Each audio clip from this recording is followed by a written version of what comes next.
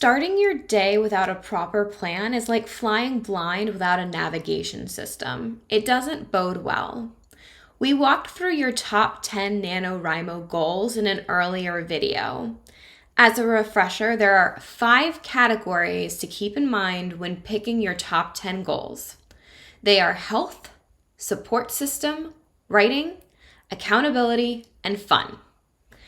Then you pick 1 or 2 goals for each of those categories, adding up to a total of 10 goals for your NaNoWriMo experience.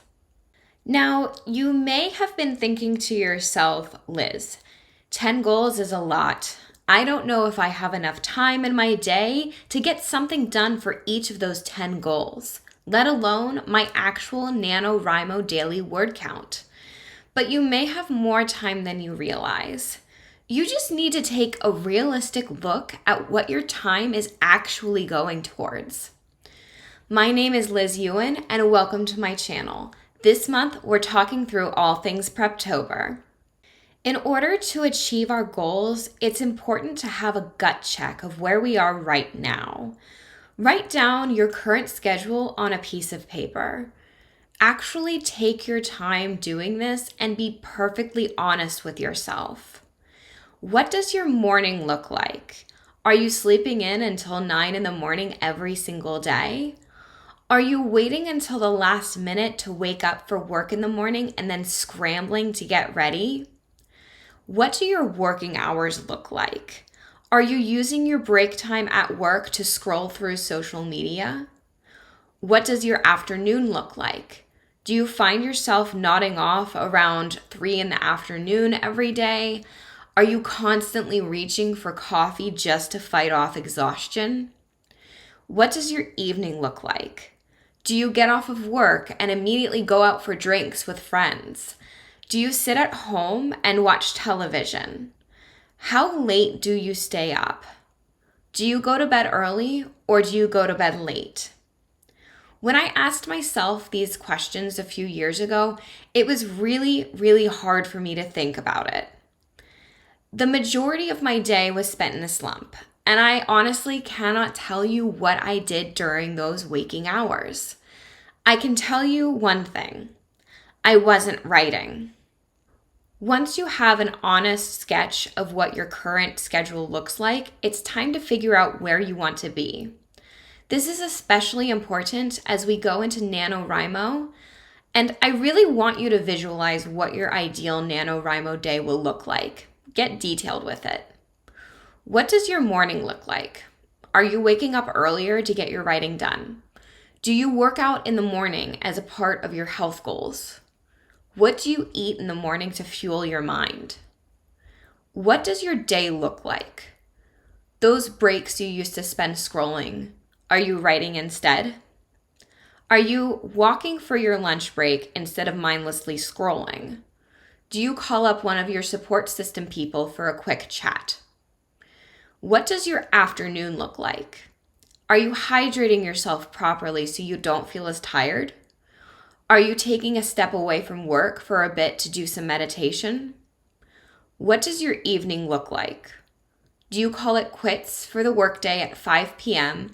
and then go for a walk or a run before you start your evening? What time do you go to bed at night? Do you go to bed early, or do you stay up a little bit later to get your writing done for the day? Ask yourself these questions and really envision what you want your typical NaNoWriMo day to look like. Please note that every day is not going to be perfect. That's life, things happen.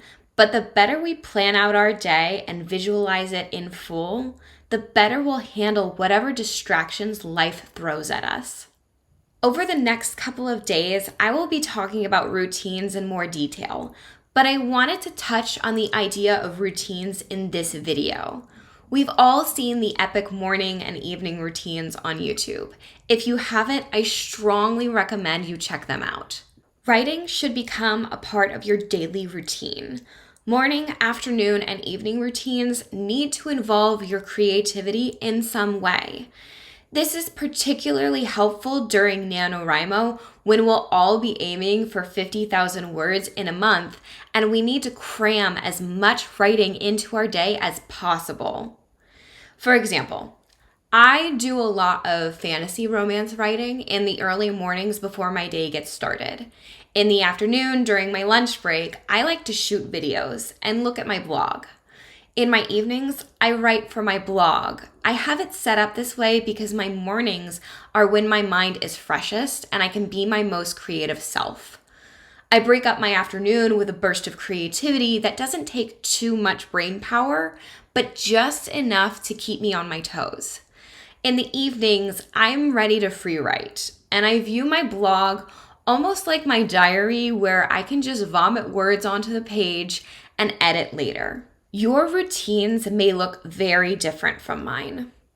Maybe you're a night owl and find yourself way more creative at night. The bulk of your NaNoWriMo writing may need to be done at night then. Maybe your day starts off at an odd hour, like 10 at night, because you work the night shift. Whatever your day looks like, your NaNoWriMo schedule needs to be tailored to that. Be realistic when you're planning your ideal NaNoWriMo day. Would we all love to write for 8 hours a day and achieve well over our word count on a daily basis? Yes. Is that realistic? No. Figure out how much time you need during the day to accomplish your daily word count. You could be a writer that needs 2 hours just to get your typical word count in. You may not be able to carve that time out for yourself every single day, and you might need to overcompensate on the weekends. Make sure that you plan that out. I recommend grabbing a planner like Angie Belmar's Daily Grind Planner to help you plan out your day. Her planner makes you list out your top 10 goals every single day and then write down your schedule so you know how you're going to fit a task in for each of your top 10 goals into your day. So my schedule today, so I don't know if y'all can see this. Let me make sure. Okay. So my day for today, I wrote down all top 10 of my goals, as you can see. And I have my sweater stretch, nutrition goals, spirituality goal, family, domestic goddess, because I'm very into decor and home maintenance right now. Write a novel, read, blog, YouTube, hey, and then social media as well. And so each of these has a to-do that is going to help me move the needle on each of these goals. So for example, this morning I went to my sunrise yoga class for my sweater stretch. So I can check that off as done. And then I've already written for the day. So down here you can see at 5 a.m. is when I get my writing done. You might, again, be a night owl and look at me like I'm absolutely crazy for waking up at 5 in the morning to get my writing done. But it is important to me to get my writing done first thing in the morning. As I've said, I am very much so creative and an active thinker early in the morning. And so I get that done first thing. And then after that, I did my sunrise yoga. So I checked off that for my sweater stretch. And then I did some grocery shopping this morning just to make sure that I had my nutrition all lined up. And then from 8 a.m. until noon, I worked because I work a full-time job. And then right now I am recording my for my YouTube channel, and I'm recording Planning Your Day right now. And then 1 p.m. until 5 p.m. I'm going to work again. Now, at 5 p.m. is when I shut off. I don't care what is happening. I don't care what my work is saying. I plan on cutting off my work at 5 p.m. because I want to get in the right mindset for my evening routine. So at 5 p.m., I'm going for a run. One of my goals in November is going to be, I have a turkey trot that I signed up for in November, and I want to make sure that I'm ready for that. So I need to make sure that I am running, if not every day, every other day, and stretching in between. And then after that, I have written down dinner and clean because, again, becoming a domestic goddess is on my goal list. And then from 7 to 9 p.m., I have it blocked off for both a movie and then any video to edits that I need to do, as well as blogging. Because again, I see my blog as kind of my diary and a place where I can just word vomit and edit later. So then at 9 p.m. I have reading, because that's one of my fun goals. Because in addition to watching a movie at night and just having that go on in the background as a little bit of background noise, I also want to make sure that I'm carving out time for other fun goals that might be a little bit more productive and better for my mind, like reading. So at 9 p.m. I'm reading, and usually I do that in the bathtub. I find that very relaxing. And then at 10 p.m. I am asleep. Is this every day? No. And is this always this perfect? No. But for most days, I find that carving this out and writing it out in the daily grind planner is very helpful. So I'm going to drop a link down below in the description where you can go ahead and get your own copy of the daily grind planner. But just an FYI, in order to write out your top 10 goals, you do not need a fancy planner. You do not need the daily grind planner. You can just use a piece of paper. It's not going to stop you from achieving your goals. The only thing that's going to stop you from achieving your goals is you.